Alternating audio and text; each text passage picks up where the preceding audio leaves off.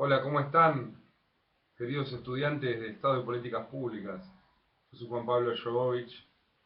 no nos conocemos en vivo, pero llegando al final de nuestra cursada, lo que quería hacer era dejarles un mensaje, tirarles algunas ideas,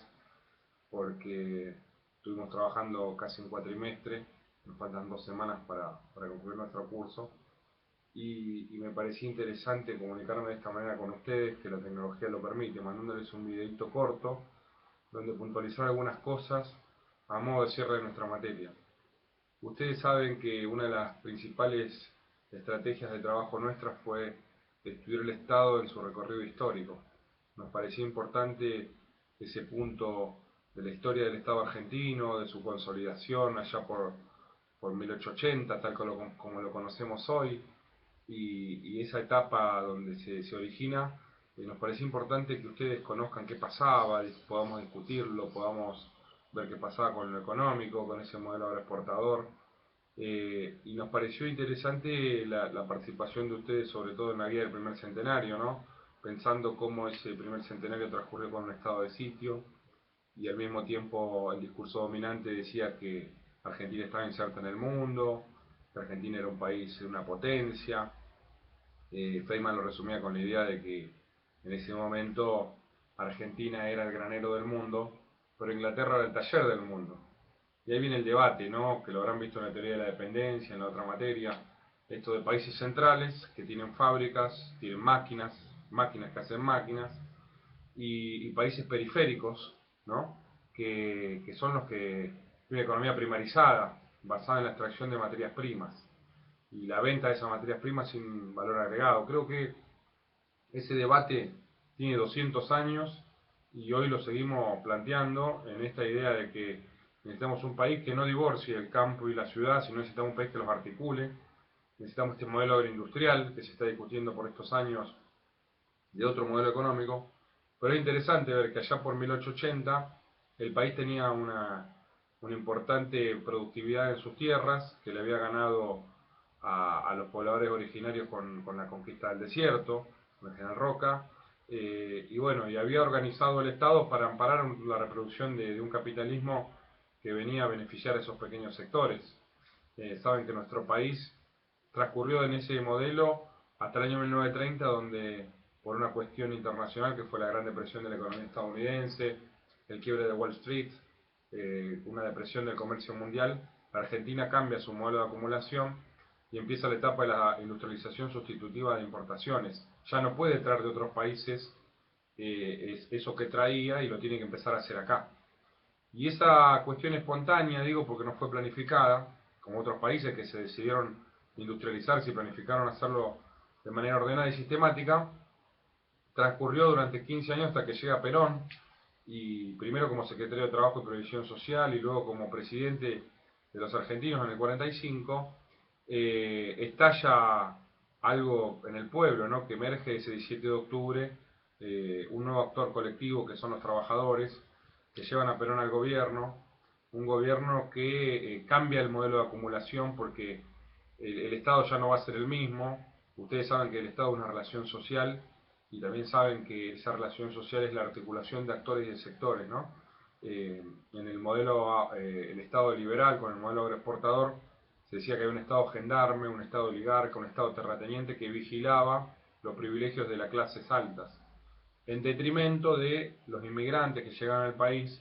y empezaron a hacer mano de obra explotada. Cuando llega Perón y ese surgimiento del peronismo en ese 17 de octubre, con el sello indeleble en la vida de los trabajadores, ya se empieza a consolidar un contexto. Piensen que también estaba concluyendo la Segunda Guerra Mundial y había que reconstruir Europa. Estados Unidos lanza un plan importante para la reconstrucción de Europa. Lo que pasó fue que Perón estuvo puesto en la historia en un momento clave porque viene a reivindicar derechos y a plantear un Estado presente en la regulación del mercado, un Estado que interviene, y en ese punto esa nueva categoría, ese nuevo sujeto colectivo que son los trabajadores empieza a tener un lugar importante. Los derechos vienen con el recibo de sueldo, se tiende al pleno empleo, con lo cual el trabajo era un gran ordenador social, que incluía a las mayorías, que tenían acceso a la salud, que tenían acceso al descanso, que tenían leyes que los protegían. Por primera vez en Argentina se da eso, por eso la construcción de esa vinculación muy fuerte con este partido de masas. Y lo que termina pasando es que luego de un proceso que luego viene con dictaduras y el Estado se torna burocrático, autoritario, y de luchas por lograr la vuelta de ese líder que se tuvo que ir exiliado al exterior, se dan tensiones hasta que en mediados de los 70 se genera otro cambio en el Estado, que es conocido como el Estado neoliberal con el modelo rentístico financiero. Ese modelo cambia la valorización productiva que tenía el Estado social, con el modelo de industrialización sustitutiva de importaciones que duró del año 45 al 76, coincidente con los 30 años de oro de la economía mundial. Lo que pasa en ese momento es que se empieza con un Estado, en primer lugar, que viene a cambiar ese modelo productivo por el financiero y coloca otros actores en esa relación que lo entraña, ya no trabajadores, estudiantes, sectores medios, sectores populares, sindicatos, como el Estado social, sino empieza a colocar empresas, conglomerados multinacionales, empieza a colocar sectores financieros, sectores concentrados como los sectores terratenientes que vuelven con su propuesta de poder, y las Fuerzas Armadas que en gran parte convalidan un clamor social de estos sectores que era poner orden, ir a buscar a los militares para que ordenen un país que tenía niveles de violencia política bastante altos ya por ese entonces. En este esquema del 76 al 2001 conocemos el Estado neoliberal con el modelo artístico financiero con distintas variantes. La dictadura hizo un primer trabajo de disciplinamiento de mano de obra, de aplicar terror de Estado para generar un miedo importante, cambiar el modelo de acumulación, transferir rentas de sectores del Estado hacia sectores minoritarios. Hay algo interesante con la deuda externa, que en ese momento habían tomado créditos internacionales algunas empresas y luego se termina estatizando y se termina socializando con todos nosotros, que pasamos a deber ese dinero al mundo. Es interesante ver que esto dura hasta el 2001, donde sectores medios se suman con trabajadores y estudiantes y le dicen que se vaya de la Rúa, que se vaya a la política, que se vaya un poco este modelo. Y vuelve a darse una situación donde ese descreimiento, esa falta de entusiasmo por la política y esa búsqueda de un pueblo de tener una salida, genera el escenario para que en 2003 venga un presidente distinto, con muy pocos votos, con más pobres que votos, pero con el mandato de rearmar el sistema político argentino y rearmar el país que está bastante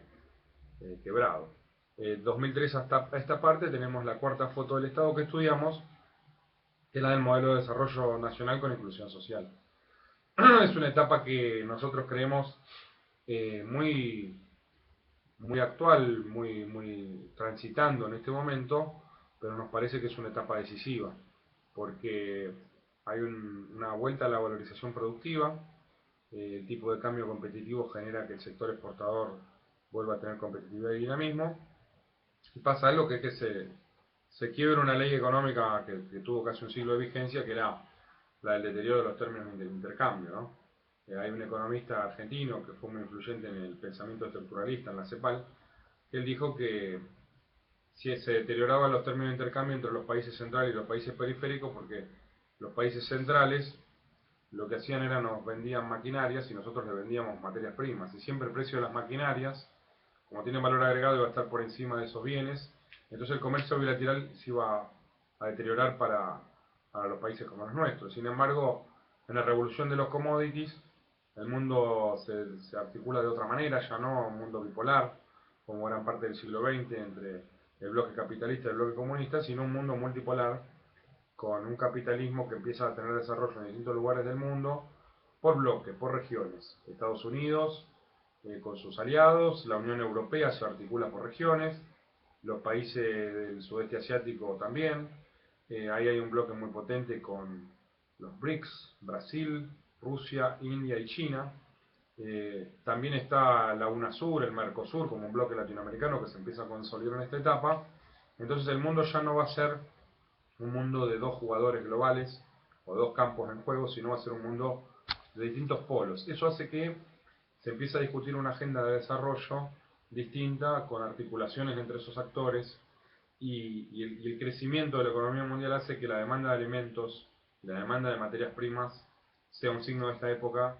Y bueno, países como el nuestro, como Brasil, tienen un liderazgo importante en la economía de estos tiempos, porque son dueños de un suelo rico en materias primas, y eso hace que tengan una inserción competitiva en la economía mundial. Este proceso favoreció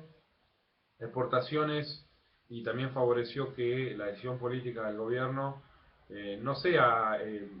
transitar esta etapa con buenos niveles de exportación simplemente, sino empezar a estructurar un modelo de desarrollo nacional